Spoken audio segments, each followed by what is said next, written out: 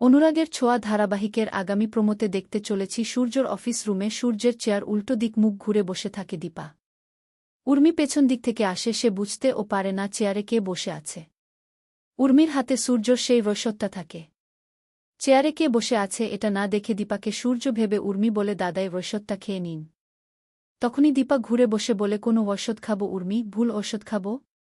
তখন দীপাকে দেখে উর্মি চমকে যায়। তখনই দীপা চেয়ার থেকে উঠে রুদ্রমূর্তি ধরে বলে, এবার তুই আমি একসাথে মরব। তুই প্রতিশোধ নিচ্ছিস শয়তান। কিন্তু এরপর উর্মি ভয় না পেয়ে উল্টো দীপাকে আঙ্গুল দেখিয়ে বলে, বেশ করেছি। তখন দীপা প্রচণ্ড রেগে গিয়ে উর্মিকে ঠাটিয়ে চড় মারে। তারপর দীপা উর্মিকে বলে, এবার সবাই একসাথে শেষ হব। তারপর দীপা রুদ্রমূর্তিতে ওই অসৎ জোর করে উর্মির মুখে ঢুকিয়ে দেয়া।